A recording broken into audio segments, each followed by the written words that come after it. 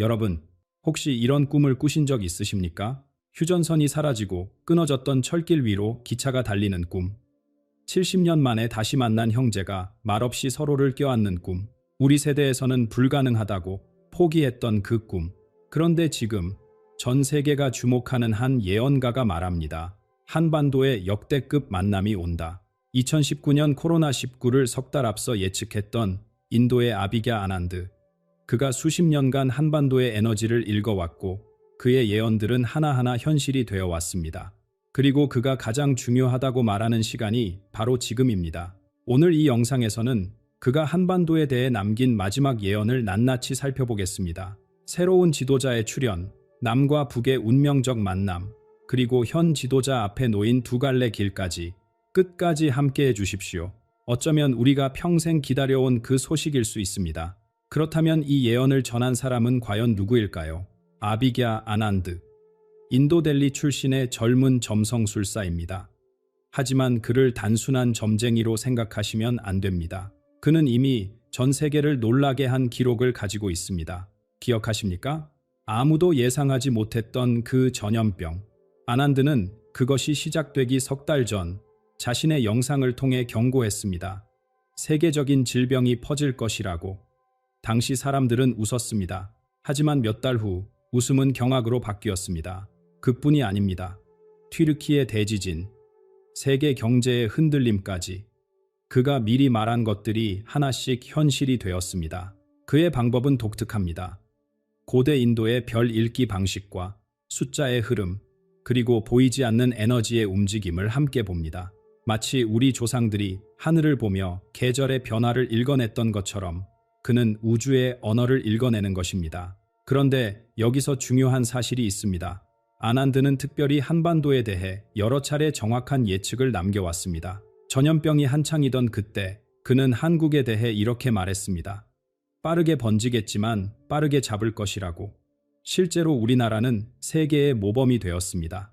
다른 나라들이 혼란에 빠졌을 때 우리는 일상을 되찾아가고 있었습니다. 그 후로도 그의 한국 예측은 계속 맞아떨어졌습니다.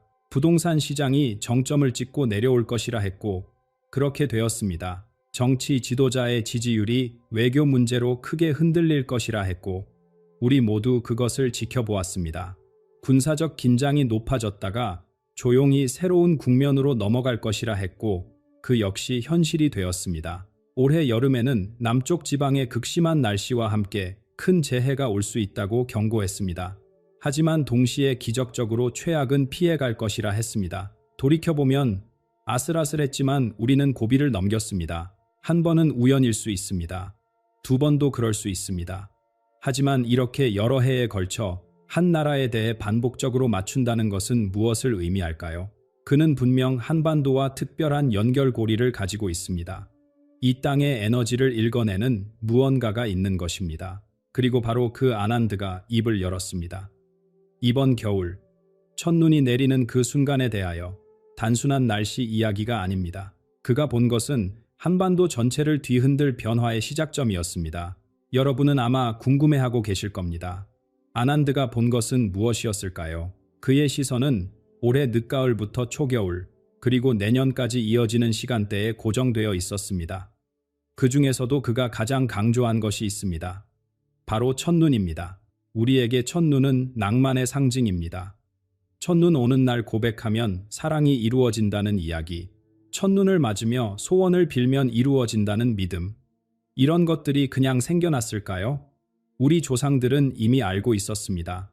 첫눈에는 특별한 기운이 담겨 있다는 것을. 아난드 역시 같은 이야기를 합니다. 그에게 첫눈은 단순한 기상현상이 아닙니다. 하늘이 땅에 보내는 신호입니다. 새로운 에너지가 이 땅에 들어오고 있다는 표식입니다. 그는 말합니다.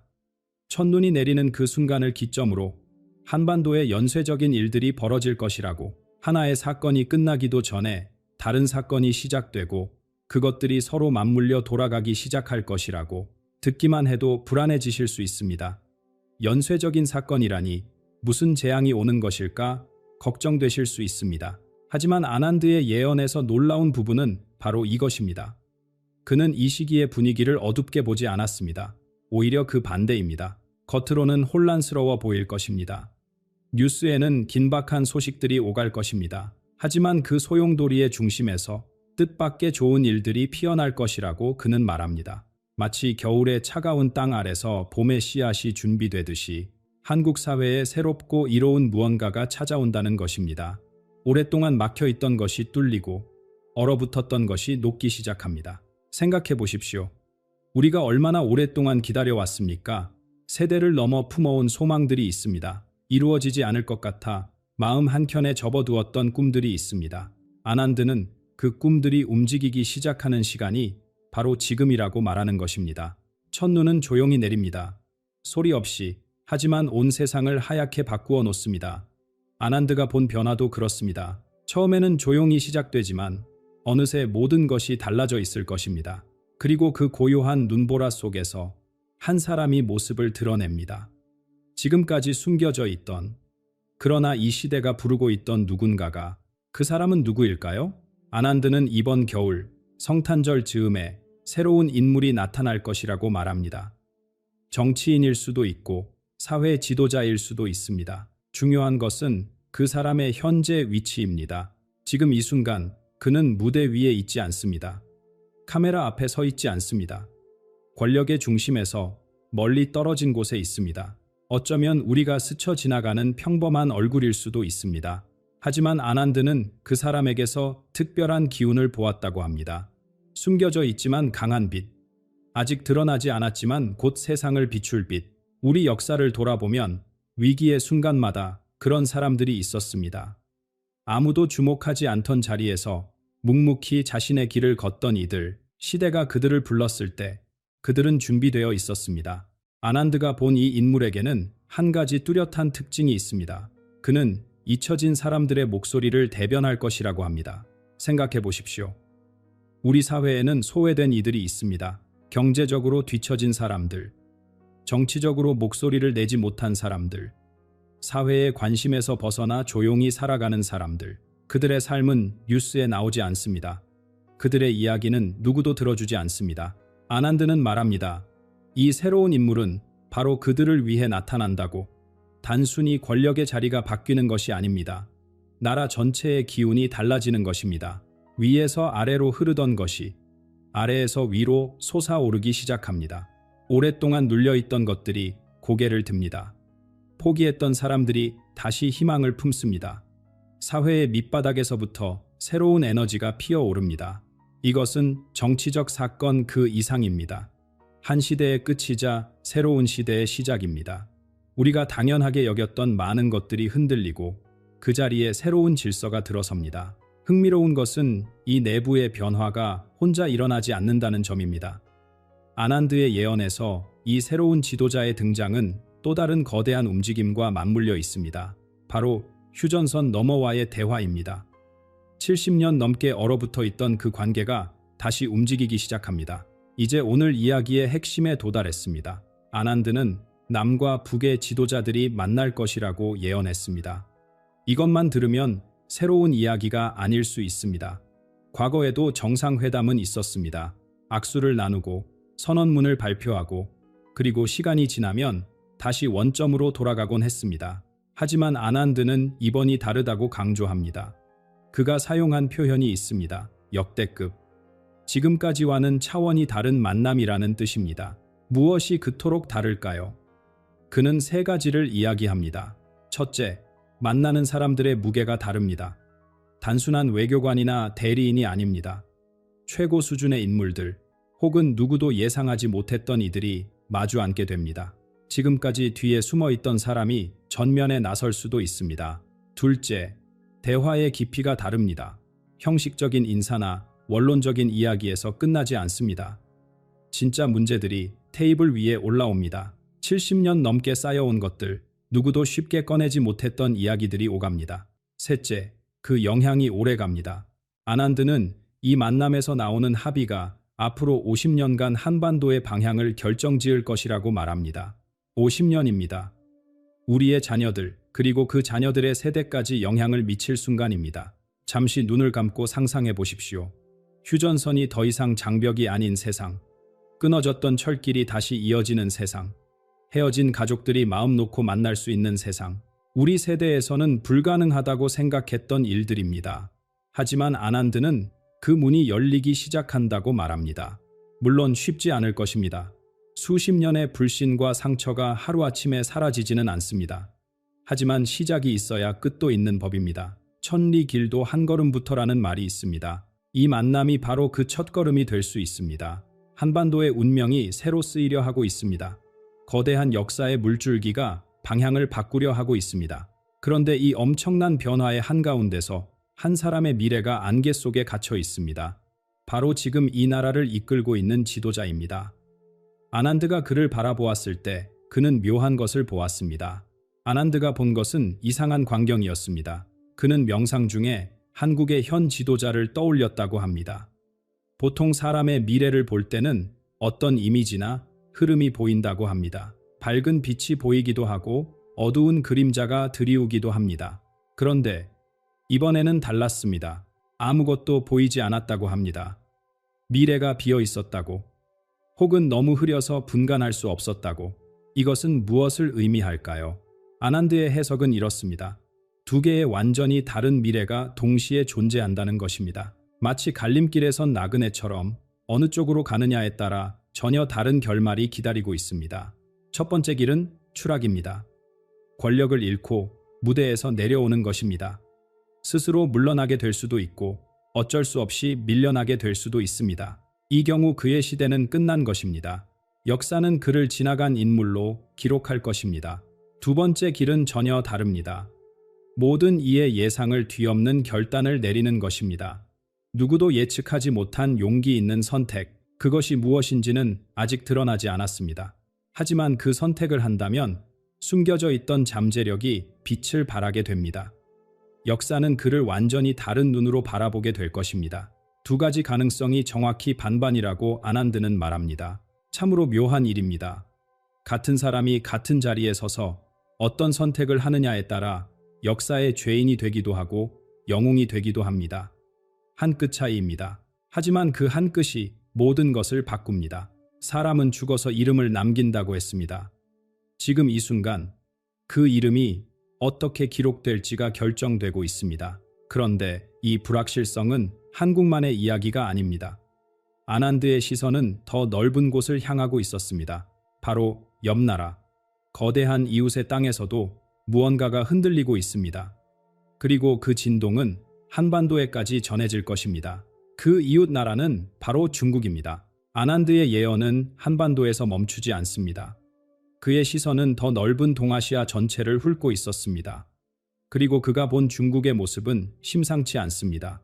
베이징의 권력 중심부에서 균열이 시작된다고 합니다. 겉으로는 평온해 보입니다. 뉴스에서는 여전히 강한 모습만 보여줍니다. 하지만 아난드는 그 표면 아래에서 벌어지는 일들을 보았다고 합니다. 최고 지도자 바로 아래, 두 번째와 세 번째 자리에 있는 인물들 사이에서 보이지 않는 전쟁이 시작됩니다. 누가 다음 시대의 주인이 될 것인가? 누가 역사의 다음 장을 쓸 것인가? 이 싸움이 조금씩 수면 위로 떠오릅니다. 최고 지도자는 뒤에서 균형을 잡으려 애씁니다. 한쪽으로 기울면 다른 쪽이 반발하고 그것을 달래면 또 다른 문제가 생깁니다. 마치 금간 그릇을 붙들고 있는 것과 같습니다. 언제까지 버틸 수 있을지는 아무도 모릅니다. 하지만 더 충격적인 예언이 있습니다. 아난드는 중국에서 큰 구조물이 갑자기 무너지는 것을 보았다고 합니다. 건물일 수도 있습니다.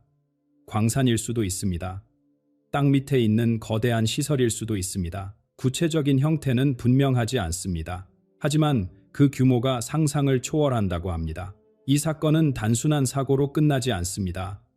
아난드는 중국 인구의 3분의 1이 깊은 충격에 빠질 것이라고 말합니다. 숫자로 따지면 수억 명입니다. 그들의 마음속에서 무언가가 함께 무너집니다. 생각해 보십시오. 한 나라가 빠르게 성장할 때 사람들은 그 시스템을 믿습니다. 정부가 하는 일이 옳다고 생각합니다. 내일은 오늘보다 나을 것이라고 기대합니다. 그런데 그 믿음의 토대가 흔들리면 어떻게 될까요? 건물이 무너지는 것은 눈에 보입니다. 하지만 사람들 마음속에서 신뢰가 무너지는 것은 눈에 보이지 않습니다. 그리고 보이지 않는 붕괴가 더 오래가고 더 깊은 상처를 남깁니다. 이웃집에 불이 나면 내 집도 위험하다는 말이 있습니다. 중국의 혼란은 결코 먼 나라의 이야기가 아닙니다.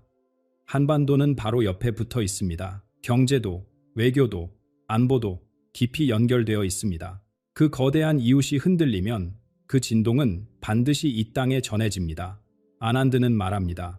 한국의 변화와 중국의 혼란이 서로 맞물려 돌아가면서 동아시아 전체의 질서가 다시 짜일 것이라고. 지금 우리가 알고 있는 세계 지도, 우리가 익숙한 힘의 균형이 달라질 것이라고. 새로운 시대가 열리고 있다고. 그렇다면 우리는 어떻게 해야 할까요? 아난드의 마지막 당부는 명확합니다. 지금 이 시간은 위험합니다. 하지만 동시에 가능성으로 가득 차 있습니다. 어두운 밤이 깊을수록 새벽이 가깝듯이 혼란의 한가운데에 기회가 숨어 있습니다. 열쇠는 진정한 대화라고 그는 말합니다. 형식적인 말잔치가 아닙니다. 카메라 앞에서 악수만 하고 돌아서는 만남이 아닙니다. 마음과 마음이 통하는 대화, 정치적 계산을 넘어선 진심의 소통, 남과 북이, 그리고 이 땅의 모든 사람들이 서로를 진정으로 마주하는 것. 그것만이 이 땅에 진짜 평화를 가져다 줄 수 있다고 그는 말합니다. 물론 여기서 분명히 해야 할 것이 있습니다.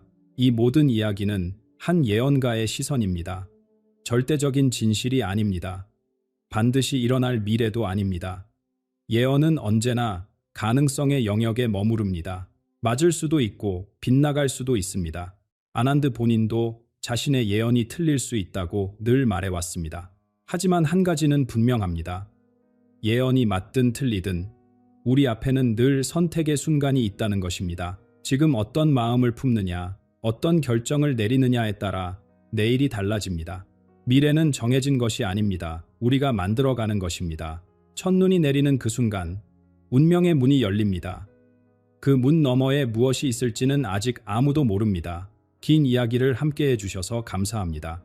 오늘 이 영상이 마음에 울림을 주었다면 댓글로 생각을 나눠주십시오. 이 예언에 대해 어떻게 느끼셨는지, 한반도의 미래에 어떤 희망을 품고 계신지 한 줄이라도 좋습니다. 함께 이야기를 나누고 싶습니다. 그리고 주변에 이 소식을 알아야 할 분이 계시다면 이 영상을 전해주십시오. 더 많은 분들이 함께 생각하고 함께 준비할 수 있도록 구독과 좋아요는 이 채널이 계속해서 의미 있는 이야기를 전하는 힘이 됩니다. 첫눈처럼 새 시대는 조용히 옵니다. 그 시대를 함께 맞이합시다.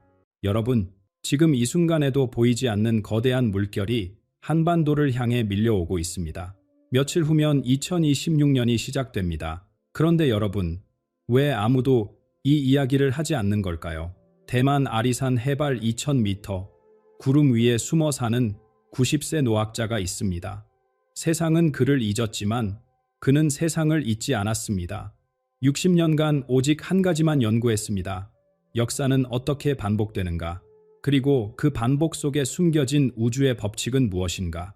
미국 동부의 명문 대학과 대만 최고의 국립대학에서 역사학을 가르쳤고 아시아 정상급 정치인들과 기업인들이 중대한 결정을 앞두고 몰래 찾아가 조언을 구했던 인물입니다. 그가 입을 열었습니다. 2026년 병오년, 한반도가 움직인다. 그리고 그 움직임은 전 세계의 판도를 바꿀 것이다. 허황된 이야기라고요? 저도 처음엔 그렇게 생각했습니다. 하지만 이 노학자가 40년 전에 예언한 것들을 살펴보았습니다. 소련의 붕괴, 중국의 급부상, 한류가 전 세계를 휩쓸 것이라는 예측, 놀랍게도 모두 현실이 되었습니다. 그렇다면 이번 예언은 어떨까요? 북한 체제가 외부 침략 없이 스스로 무너진다. 중국이 세 조각으로 갈라진다. 그리고 통일된 한국이 미국과 중국을 대신해 세계 경제의 심장이 된다. 믿기 어려우시죠? 하지만 옛 어른들 말씀이 있습니다. 하늘이 무너져도 솟아날 구멍이 있다.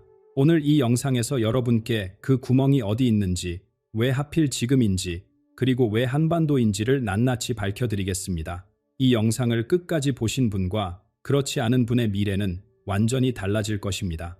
자, 이제 아리산의 현자가 전하는 첫 번째 비밀로 들어가 보겠습니다.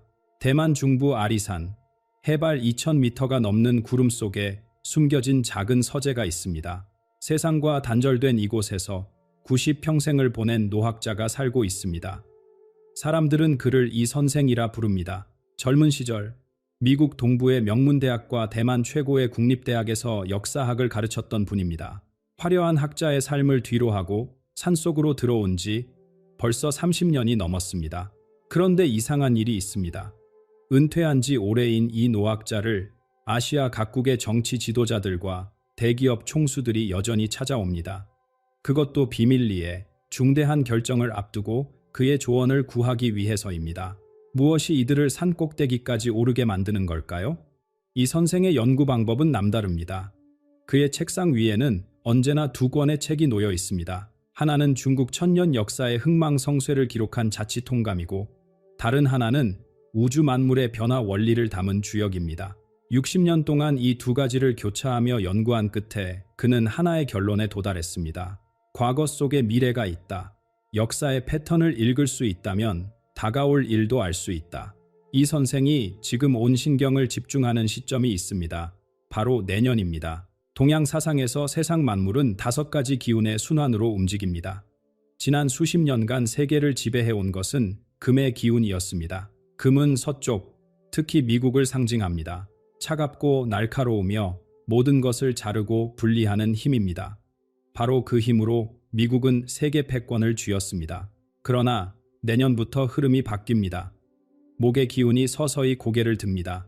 목은 동쪽을 뜻합니다. 생명이 움트고 뿌리가 뻗으며 갈라진 것들을 다시 연결하는 기운입니다. 이 선생은 말합니다. 내년부터 2045년까지 약 20년간 세상은 전례 없는 격변기에 들어선다고. 그는 이 시기를 창조적 혼돈이라 부릅니다. 낡은 것이 무너지고 그 자리에서 완전히 새로운 것이 태어나는 시간이라는 뜻입니다. 그저 이론일 뿐이라고요? 이 선생은 고개를 젓습니다. 역사라는 거울을 보라고 말합니다. 지금 미국 사회를 가만히 들여다보십시오. 정치 세력 간의 극심한 대립, 부유층과 서민 사이에 깊어지는 골, 곳곳에서 터져나오는 사회적 갈등, 이 모습들이 무엇과 닮아 있는지 아십니까? 후한 말기입니다. 한때 천하를 호령했던 대제국이 내부 분열로 쓰러져 가던 바로 그 시기와 놀랍도록 겹칩니다. 중국도 다르지 않습니다. 청나라 말기에 나타났던 징후들, 중앙 권력의 약화와 지방 세력의 바로, 경제적 불균형과 민심 이반, 이런 현상들이 지금 그대로 재현되고 있습니다. 제국은 영원하지 않습니다. 아무리 강대해 보여도 때가 되면 무너집니다. 그리고 그 자리에 반드시 새로운 세력이 떠오릅니다. 이것이 역사가 우리에게 보여주는 변함없는 진실입니다. 그렇다면 질문이 생깁니다. 이 거대한 변화의 물결 속에서 가장 먼저 움직이는 곳은 어디일까요? 첫 번째 도미노는 어디서 쓰러질까요? 이 선생은 잠시 침묵합니다. 그리고 나지막하지만 확신에 찬 목소리로 한 곳을 지목합니다. 한반도. 더 정확히 말하면 북쪽입니다. 세상 사람들은 북한이 외부의 공격으로 무너질 것이라 생각합니다. 전쟁이 일어나야 변화가 온다고 믿습니다. 하지만 이 선생의 예언은 전혀 다른 그림을 그립니다. 전쟁은 없습니다. 대신 하늘이 직접 쓸어낸다고 합니다. 하늘이 직접 쓸어낸다. 이 선생은 이것을 천소라 부릅니다.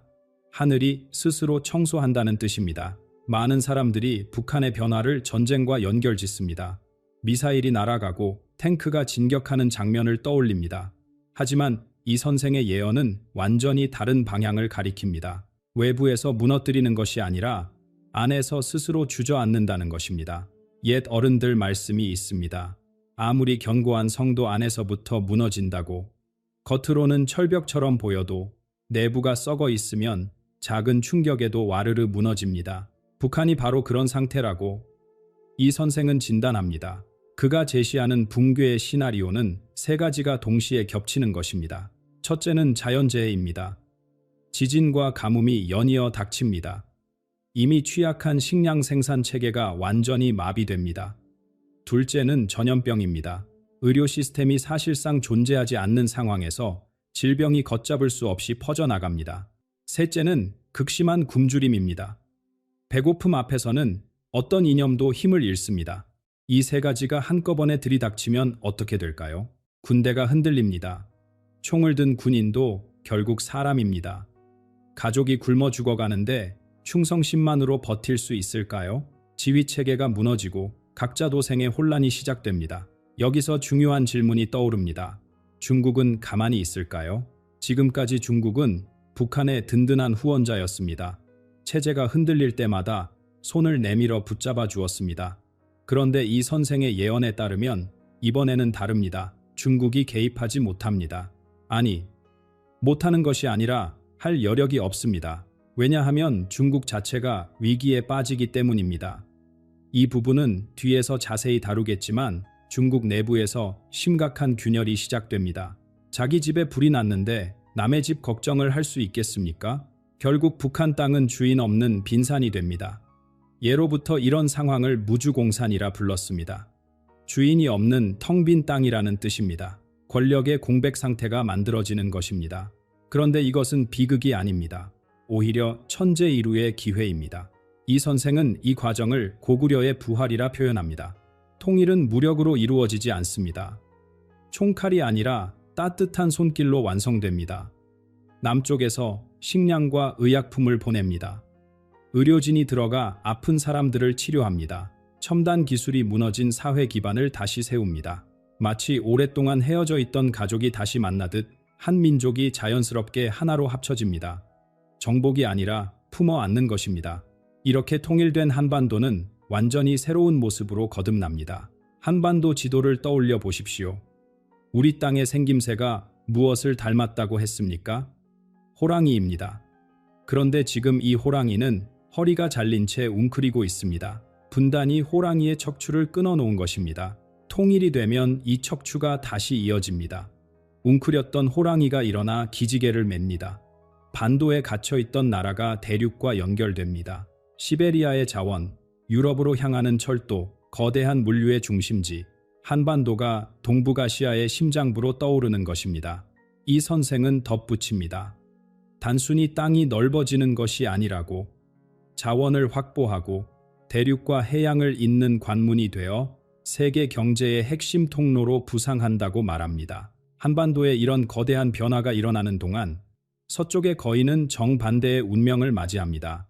통일된 한국이 힘차게 일어서는 그 시점에 중국이라는 거대한 용은 스스로 세 조각으로 갈라지기 시작합니다. 천년을 이어온 거대한 용이 스스로 몸을 찢습니다. 이 선생의 예언 중에서 가장 충격적인 부분이 바로 이것입니다. 중국이라는 거대한 제국이 세 개의 조각으로 갈라진다는 것입니다. 불과 몇 년 사이에 벌어질 일이라고 합니다. 어떻게 그런 일이 가능할까요? 이 선생은 두 가지 균열의 씨앗을 지목합니다. 첫 번째는 메울 수 없는 빈부격차입니다. 상하이와 광저우의 해안 도시들을 떠올려 보십시오. 번쩍이는 고층 빌딩, 세계적인 기업들, 넘쳐나는 부. 그런데 같은 나라 안에서 서쪽 내륙으로 들어가면 풍경이 완전히 달라집니다. 하루 벌어 하루 먹기도 힘든 농민들, 낙후된 기반시설, 희망이 사라진 마을들, 같은 하늘 아래 두 개의 완전히 다른 세상이 공존하고 있는 것입니다. 이 격차가 이미 한계점에 다다랐다고 이 선생은 말합니다. 불만이 쌓이고 분노가 끓어오르고 있습니다. 두 번째 균열은 자연이 만듭니다. 황하의 물이 마르고 있습니다. 중국 문명의 젖줄이라 불리던 그 강이 기후변화로 서서히 말라가고 있는 것입니다. 물이 없으면 농사를 지을 수 없습니다. 농사가 안 되면 먹을 것이 없습니다. 굶주린 사람들이 가만히 앉아 있을까요? 이 두 가지가 결합되면 베이징의 중앙 권력은 통제력을 잃습니다. 멀리 떨어진 지방까지 손을 뻗을 힘이 사라지는 것입니다. 그 결과 중국은 세계의 세력권으로 쪼개집니다. 마치 삼국시대가 다시 오는 것처럼 첫 번째 세력은 해안 지역입니다. 상하이와 광저우를 중심으로 한 이 지역은 이미 막대한 부를 축적했습니다. 첨단 기술과 글로벌 무역 네트워크를 갖추고 있습니다. 이들은 생존을 위해 서방 국가들, 그리고 통일 한국과 손을 잡으려 할 것입니다. 두 번째 세력은 내륙의 반란입니다. 스녜 지역을 중심으로 굶주린 농민들이 들고 일어납니다.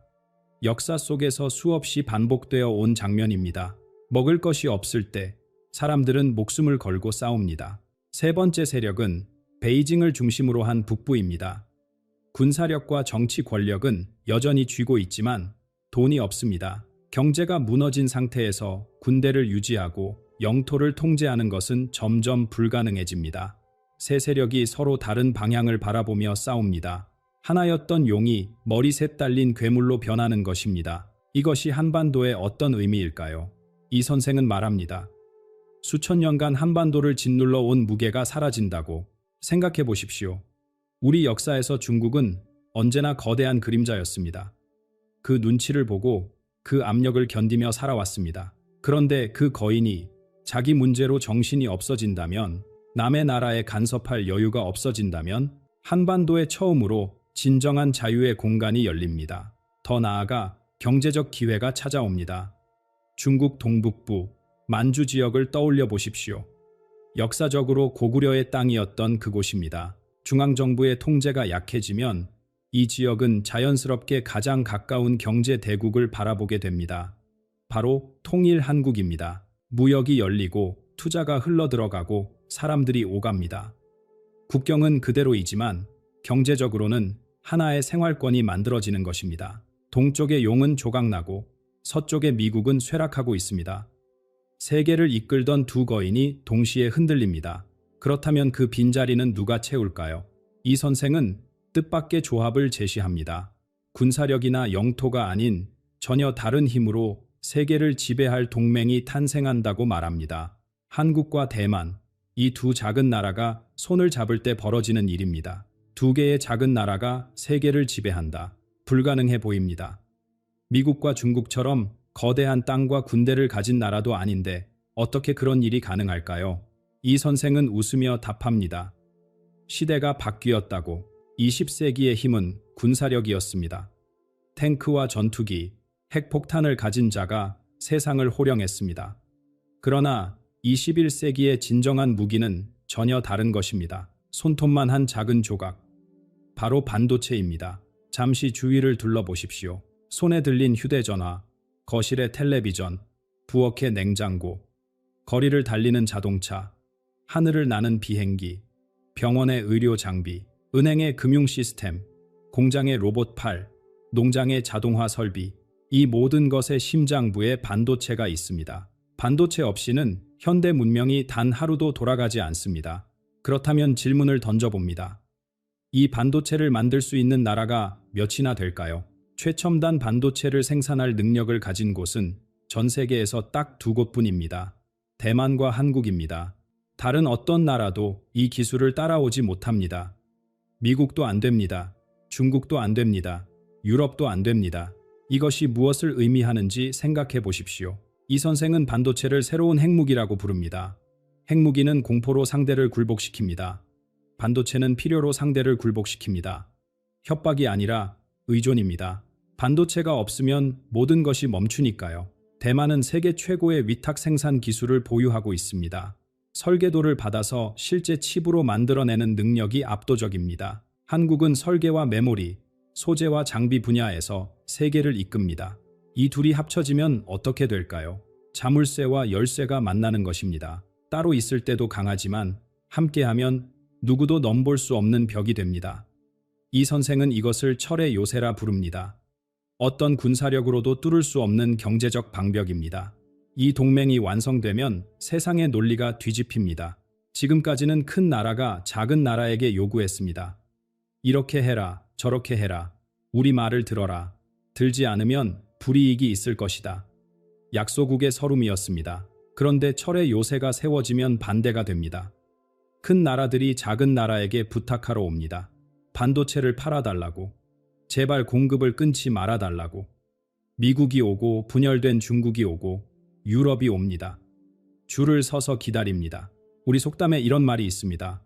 고래 싸움에 새우등 터진다. 강대국 사이에 끼인 작은 나라의 비애를 표현한 말입니다. 오랜 세월 우리는 스스로를 그 새우로 여겨왔습니다. 하지만 이 선생은 고개를 젓습니다. 그 시대가 끝난다고 말합니다. 새우가 고래로 변하는 것이 아닙니다. 새우와 고래라는 구분 자체가 사라지는 것입니다. 군사력이 아닌 기술력으로 세상의 질서가 재편될 때 크기는 더 이상 힘이 아닙니다. 한국은 세계 경제의 심장부가 됩니다. 심장이 멈추면 온몸이 죽습니다.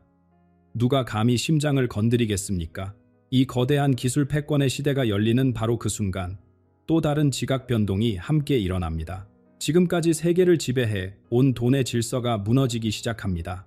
종이 위에 인쇄된 약속만으로 유지되던 거대한 환상이 걷히는 것입니다. 종이 위에 인쇄된 약속. 달러의 본질은 바로 이것입니다. 미국 정부가 이 종이의 가치를 보장하겠다는 약속. 전 세계가 그 약속을 믿었기에 달러는 세계 기축통화가 되었습니다. 그런데 약속에는 한계가 있습니다. 이 선생은 간단한 비유를 듭니다. 술에 물을 타면 어떻게 됩니까? 처음에는 아무도 눈치채지 못합니다. 조금 더 탑니다. 여전히 술처럼 보입니다. 계속 물을 탑니다. 어느 순간 그것은 더 이상 술이 아닙니다. 물에 술향만 남은 것입니다. 달러가 그렇게 되고 있습니다. 위기가 닥칠 때마다 미국은 돈을 찍어냈습니다. 경기가 어려우면 또 찍었습니다. 코로나 때 천문학적인 돈을 풀었습니다. 찍고 또 찍고 끝없이 찍었습니다. 약속의 가치가 점점 희석되고 있는 것입니다. 이 선생은 말합니다. 2035년을 전후로 사람들이 깨닫기 시작한다고. 이 종이가 정말 가치가 있는 것인가? 빈 약속에 불과한 것 아닌가? 신뢰가 무너지면 화폐는 휴지 조각이 됩니다. 역사 속에서 수없이 반복된 일입니다.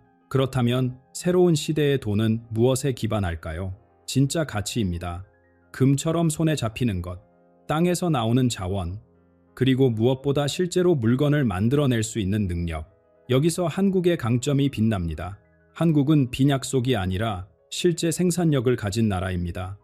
세계 최고의 반도체를 만듭니다. 바다를 누비는 배를 건조합니다. 도로를 달리는 자동차를 생산합니다. 이 모든 것이 손에 잡히는 진짜 가치입니다. 신용만으로 굴러가는 경제는 흔들릴 수밖에 없습니다. 하지만 실물을 만들어내는 경제는 어떤 폭풍 속에서도 버팁니다. 달러의 시대가 저물 때 한국은 새로운 질서의 중심에 서게 됩니다. 경제의 판도만 바뀌는 것이 아닙니다. 이 선생은 더 깊은 이야기를 꺼냅니다. 인류 자체가 변하고 있다고 말합니다. 새로운 세대를 떠올려 보십시오. 태어날 때부터 손에 스마트폰이 있었습니다. 말을 배우기 전에 화면을 터치하는 법을 익혔습니다. 인공지능과 대화하며 자랐습니다. 이 아이들의 머릿속은 우리와 다르게 작동합니다. 우리 세대는 외우고 이해했습니다. 책을 읽고 머리에 넣고 시험을 봤습니다. 정보를 저장하는 것이 배움이었습니다. 그러나 새로운 세대는 저장하지 않습니다. 연결합니다. 필요한 정보가 있으면 즉시 찾아서 연결하고 조합합니다. 컴퓨터가 데이터를 처리하는 방식과 비슷합니다. 이 선생은 이것을 문명적 진화라고 부릅니다. 생물학적으로 변한 것은 아니지만 사고의 구조 자체가 달라지고 있다는 뜻입니다. 인간과 기계의 경계가 흐려집니다. 이 새로운 문명이 가장 먼저 꽃피울 곳은 어디일까요? 이 선생은 단호하게 답합니다. 한국이라고. 왜 한국일까요? 빨리빨리 문화 때문입니다. 세계에서 가장 빠른 인터넷, 가장 빠른 배송, 가장 빠른 적응력, 때로는 비판받기도 했던 이 성급함이 새로운 시대에는 최고의 무기가 됩니다. 변화가 빠른 시대에는 빠르게 적응하는 자가 살아남습니다. 어떤 민족이 변화에 가장 빠르게 반응합니까? 한국인입니다. 더 나아가 한국은 인간과 인공지능이 어떻게 함께 살아갈 것인지 그 기준을 세우는 나라가 됩니다. 기술만 앞서가는 것이 아닙니다. 그 기술을 인간답게 사용하는 방법을 전 세계에 제시하는 것입니다. 물질과 기술의 지각 변동이 휩쓸고 지나갑니다. 경제가 재편되고 세대가 교체되며 세상의 모습이 완전히 달라집니다. 그런데 이 선생은 여기서 멈추지 않습니다. 가장 중요한 이야기가 남았다고 합니다. 이 모든 외적 변화 속에서 정작 사람들이 놓치고 있는 것이 있습니다. 마음의 준비입니다. 마음의 준비. 이 선생은 지금까지 이야기한 모든 것을 한순간에 무의미하게 만들 수 있는 것이 바로 이것이라고 말합니다.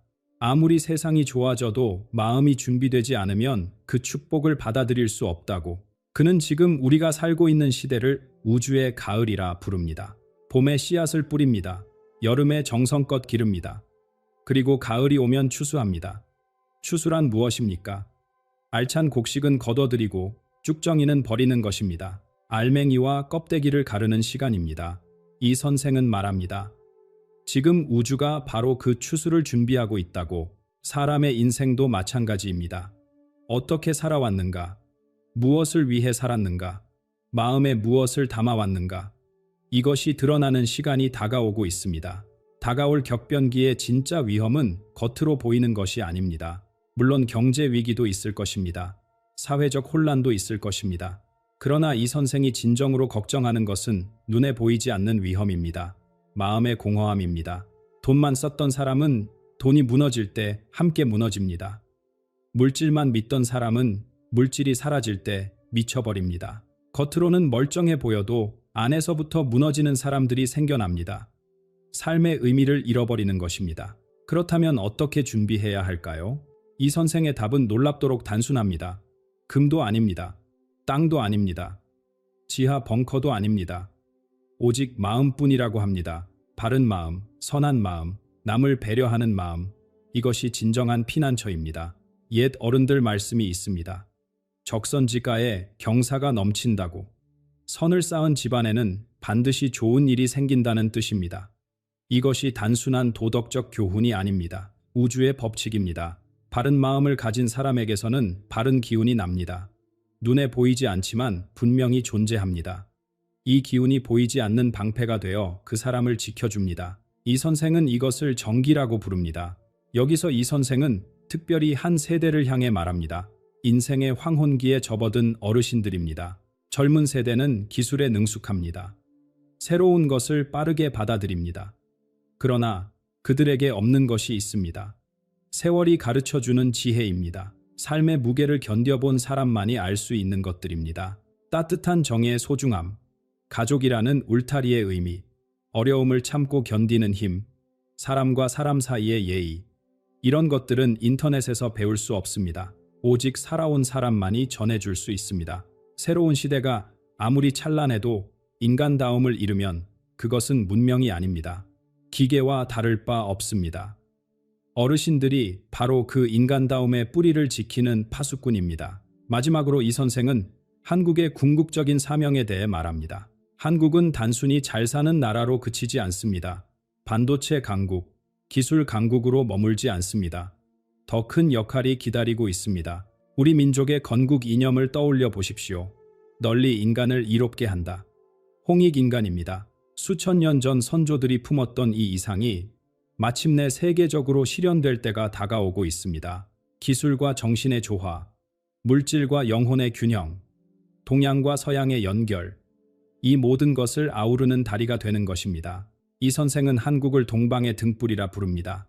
어두운 밤에 길을 밝히는 등불, 혼란의 시대의 방향을 제시하는 빛. 혼돈은 끝이 아닙니다. 새로운 시작을 위한 정리입니다. 묵은 것을 쓸어내고 새 것을 세우기 위한 과정입니다. 그 중심에 한반도가 서게 됩니다. 이 선생의 마지막 당부입니다. 마음의 그릇을 준비하라고 합니다. 다가올 통일과 번영의 시대를 담아낼 수 있는 넓고 깊은 그릇을 만들라고 합니다. 아무리 좋은 물도 그릇이 없으면 담을 수 없습니다. 아무리 큰 복도 받아들일 준비가 안 되면 흘러가 버립니다. 지금 이 영상을 보고 계신 한 분 한 분의 마음 그릇은 어떤 모양입니까? 얼마나 넓고 얼마나 깊습니까? 격변의 시대가 다가오고 있습니다. 두려워하며 웅크릴 수도 있습니다. 희망을 품고 준비할 수도 있습니다. 선택은 각자의 몫입니다. 다만 한 가지는 분명합니다. 준비된 자에게 미래는 재앙이 아니라 축복입니다. 오늘 이 이야기를 들으며 어떤 생각이 드셨는지 댓글로 나눠주십시오. 한 분의 이야기가 다른 분에게 큰 힘이 됩니다. 우리 함께 새로운 시대를 준비합시다. 한국이 운명의 갈림길에 섰습니다. 지금 이 순간 하늘에서 내려온 예언이 대한민국을 향해 전달됐습니다. 미국의 예언자 줄리 그린. 그녀는 이렇게 말했습니다. 한국에 대한 긴급한 메시지를 받았습니다. 20년간 세계 정세를 정확히 예언해온 그녀. 이번에는 한국입니다. 일본, 중국까지 동시에 움직입니다. 왜 지금 한국이 중심이 되는 걸까요? 그 예언의 전말과 앞으로 우리에게 다가올 변화, 지금부터 공개합니다. 끝까지 함께해 주십시오. 그녀의 생방송은 예고 없이 시작되었습니다. 줄리 그린은 평소처럼 따뜻한 인사로 방송을 여는 사람입니다. 시청자들과 안부를 나누고 기도로 시작하며 차분하게 메시지를 전하는 것이 그녀의 방식이었습니다. 그런데 그날은 달랐습니다. 카메라가 켜지자마자 그녀는 곧바로 말하기 시작했습니다. 눈빛에는 급박함이 서려 있었고 손은 미세하게 떨리고 있었습니다. 무언가 엄청난 것을 막 목격한 사람의 표정이었습니다. 그녀가 한국이라는 단어를 입에 올리는 순간 목소리의 무게가 달라졌습니다. 수십 년간 예언 사역을 해온 그녀였지만 이렇게까지 긴장된 모습을 보인 적은 드물었습니다. 대한민국에 대해 지금 당장 전해야 할 것이 있습니다. 이것은 뉴스를 분석해서 나온 예측이 아니었습니다. 정치 전문가의 견해도 경제학자의 전망도 아니었습니다. 그녀는 분명히 선을 그었습니다.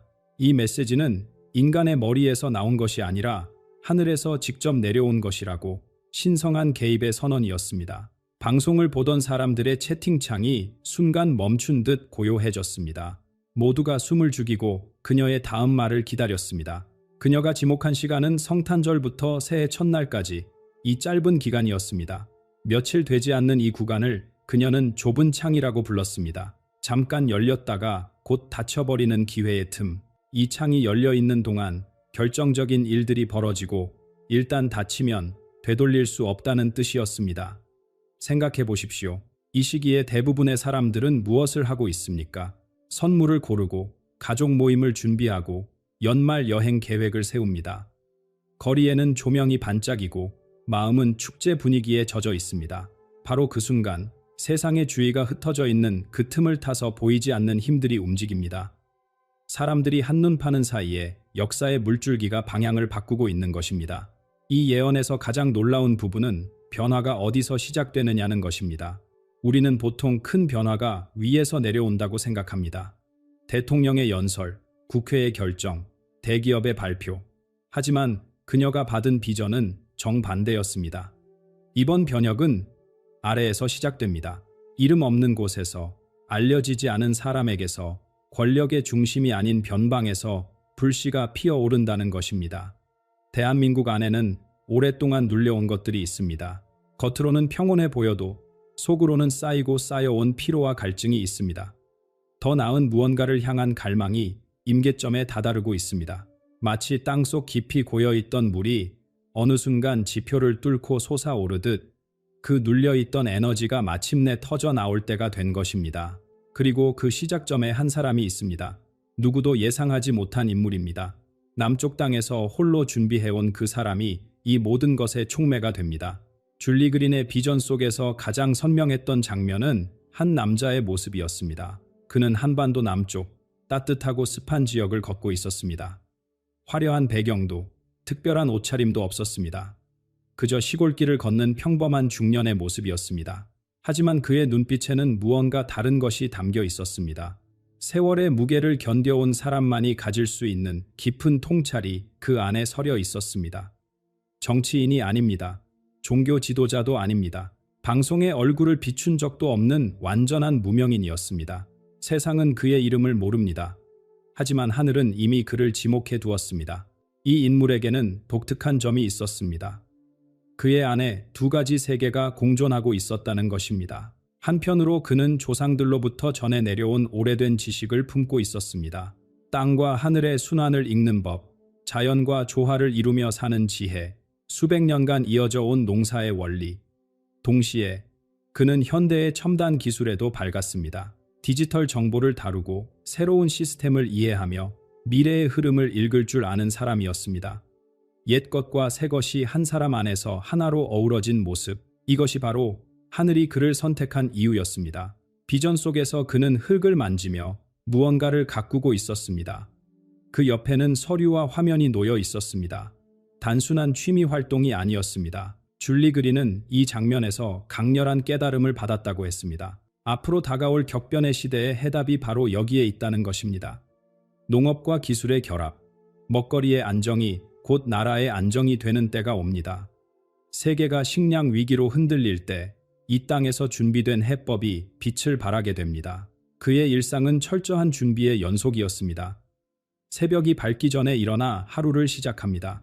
해가 뜨기 전 고요한 시간에 땅을 살피고 오래된 문헌과 최신 연구 자료를 번갈아 읽습니다. 아무도 알아주지 않는 가운데 묵묵히 자신의 길을 걸어온 사람입니다. 세상은 그를 몰랐지만 그는 세상을 위해 준비하고 있었습니다. 마치 큰 비가 오기 전에 홀로 방주를 짓는 사람처럼. 그러던 어느 날 그에게 결정적인 소식이 전해집니다.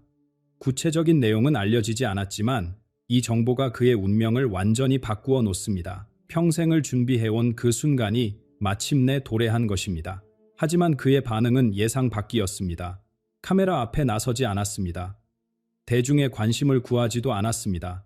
대신 그는 조용히 움직이기 시작했습니다. 진정으로 변화를 원하는 사람들과의 작은 모임, 화려한 무대가 아닌 소박한 공간에서 그의 메시지가 전해지기 시작했습니다. 한 사람이 10사람에게, 10사람이 100사람에게. 마른 들판에 떨어진 작은 불씨처럼 그 영향력은 조용하지만 거침없이 퍼져나가기 시작했습니다. 이제 그 불씨가 어떻게 온 사회를 깨우는지 살펴볼 차례입니다. 작은 불씨는 순식간에 들불이 되었습니다. 남쪽의 사람이 전한 메시지가 퍼져나가는 속도는 놀라웠습니다. 누군가가 조직한 것이 아니었습니다.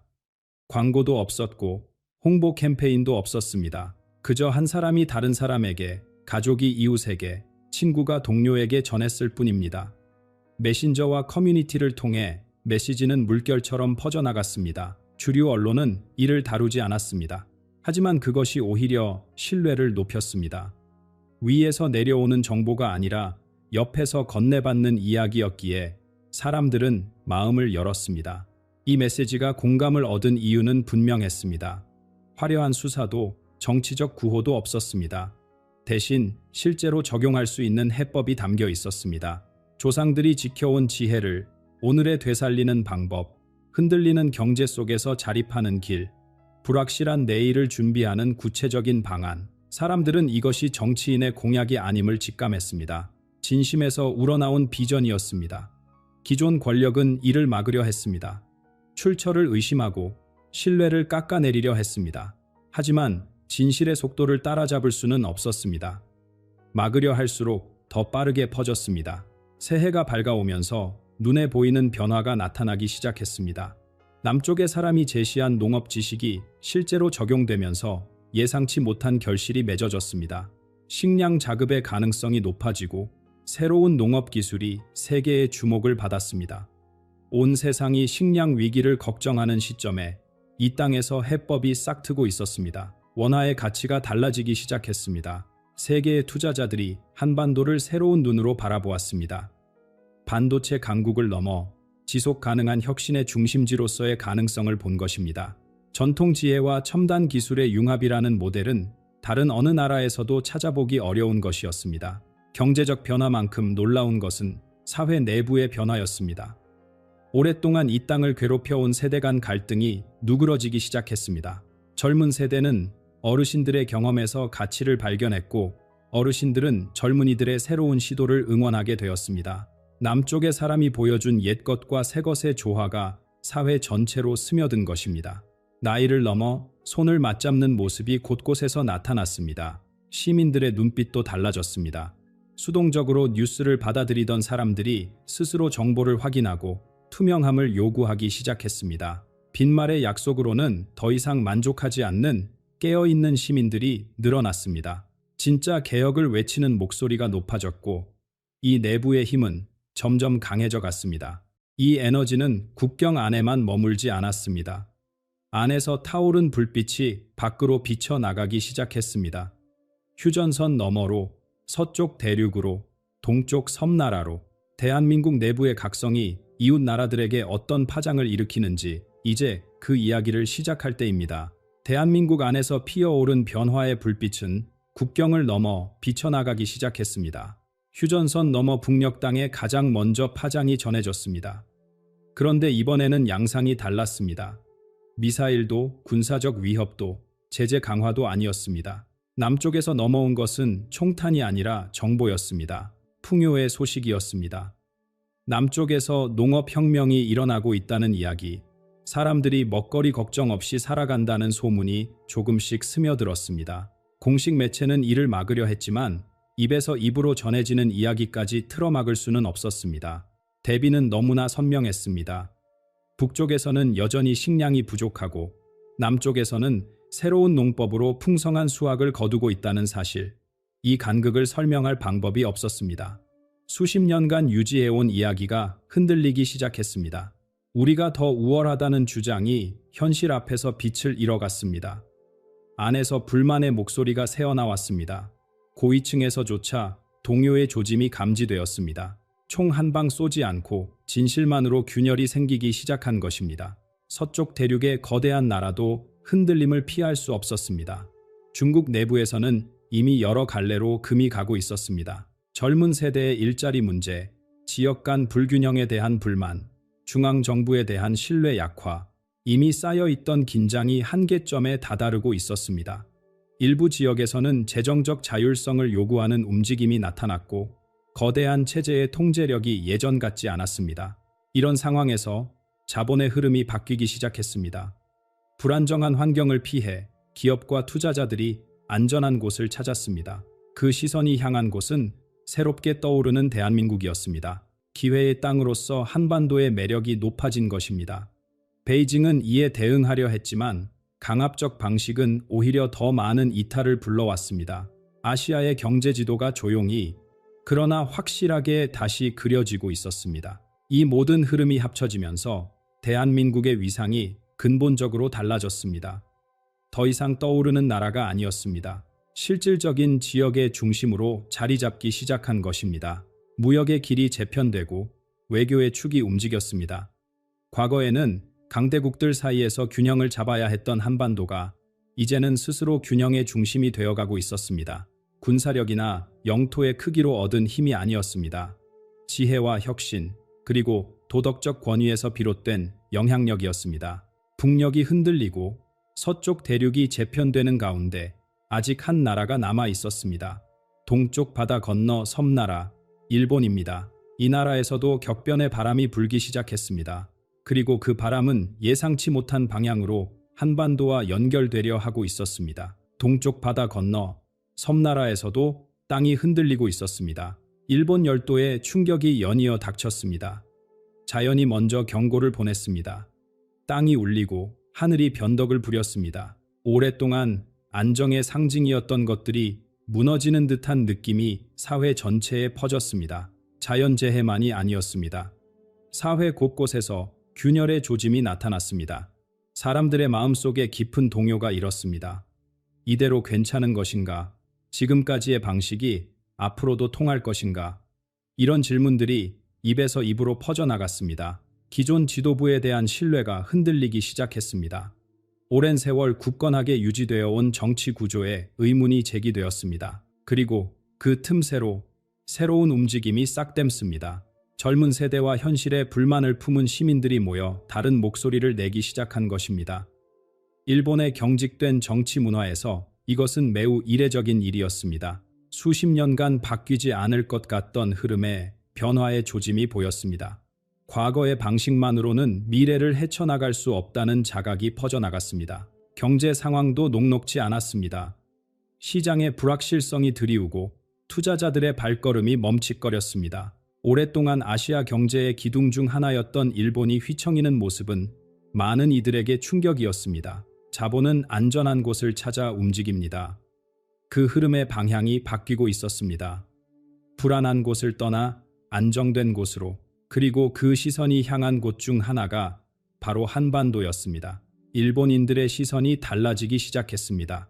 과거에는 경쟁 상대로, 때로는 역사적 갈등의 대상으로 바라보던 나라가 이제는 다른 의미로 다가왔습니다.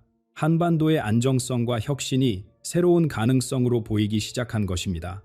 경쟁이 아닌 협력의 상대로서, 함께 위기를 넘길 동반자로서 오랜 세월 얼어붙어 있던 관계가 녹기 시작하는 조짐이었습니다. 필요가 자존심을 넘어서는 순간 닫혀있던 문이 열립니다. 공식적인 발표는 없었지만 도쿄와 서울 사이에 새로운 대화의 통로가 열리기 시작했습니다.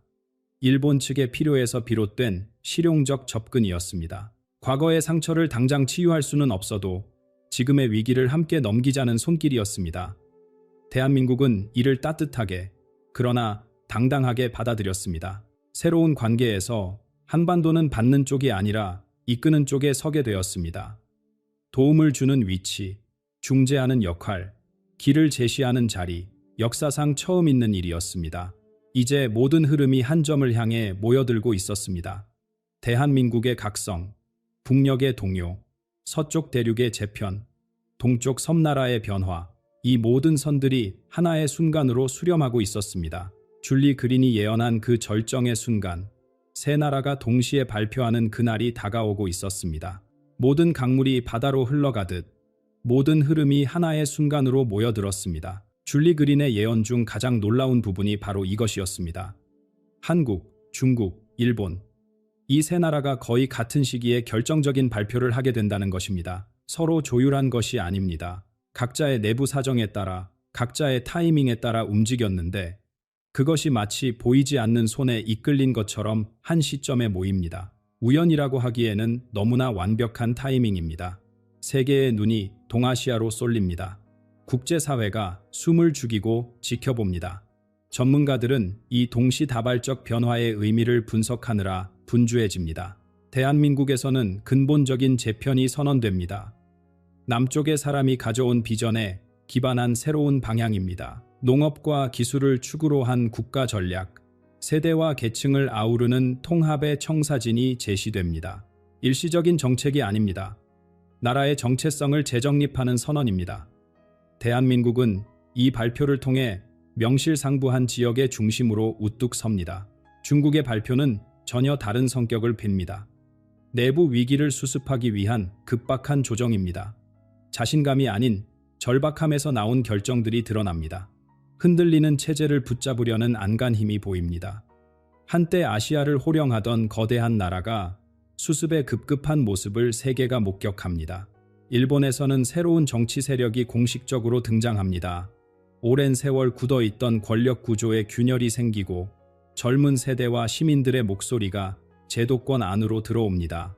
섬나라의 정치 지형이 달라지는 역사적 순간입니다. 세 나라의 발표가 이토록 대조적이면서도 동시에 일어난다는 것. 이것이 바로 예언이 말한 역사의 분기점입니다. 하나의 시대가 저물고 새로운 시대가 열리는 것입니다. 아시아의 판도가 다시 짜이는 순간입니다. 이 모든 것이 지나간 후 아시아는 빠른 속도로 재건의 시기에 들어갑니다. 그 중심에 대한민국이 있습니다. 무력이 아닌 지혜로, 강압이 아닌 도덕적 권위로 얻은 자리입니다. 그리고 남쪽의 사람은 어떻게 되었을까요? 그는 여전히 새벽에 일어나 땅을 돌봅니다. 권력을 탐하지 않았기에 권력에 휘둘리지 않습니다. 명예를 구하지 않았기에 명예에 집착하지 않습니다. 하지만 모든 사람이 압니다. 이 거대한 변화의 시작점에 그가 있었다는 것을, 하늘이 보낸 작은 불씨가 바로 그였다는 것을. 역사는 지금 이 순간에도 다시 쓰여지고 있습니다. 눈을 크게 뜨고 지켜보십시오. 귀를 기울이십시오. 앞으로 며칠, 몇 주 동안 뉴스에서 어떤 소식이 들려오는지 주목하십시오. 오늘 들은 이야기를 기억해 두십시오. 그리고 직접 확인하십시오. 예언이 현실이 되는 그 순간을. 지금까지 함께해 주셔서 감사합니다. 오늘 전해드린 이야기는 단순한 예측이 아닙니다. 줄리 그린이 받은 비전, 그 안에 담긴 메시지는 분명합니다. 변화는 이미 시작되었습니다. 남쪽의 사람은 준비를 마쳤고 대한민국은 각성하고 있으며 주변 나라들은 흔들리고 있습니다. 세 나라의 동시 발표가 다가오고 있습니다. 이 모든 것이 우연히 겹친 것일까요? 아니면 보이지 않는 손이 역사의 페이지를 넘기고 있는 것일까요? 옛 어른들은 말씀하셨습니다. 하늘의 때를 아는 자가 땅의 변화를 이끈다고. 지금이 바로 그때입니다. 눈을 감고 있으면 보이지 않습니다. 귀를 막고 있으면 들리지 않습니다. 하지만 깨어있는 사람에게는 모든 것이 보입니다. 신문의 작은 기사 속에서, 뉴스의 짧은 자막 속에서, 주변 사람들의 대화 속에서 징조가 나타납니다.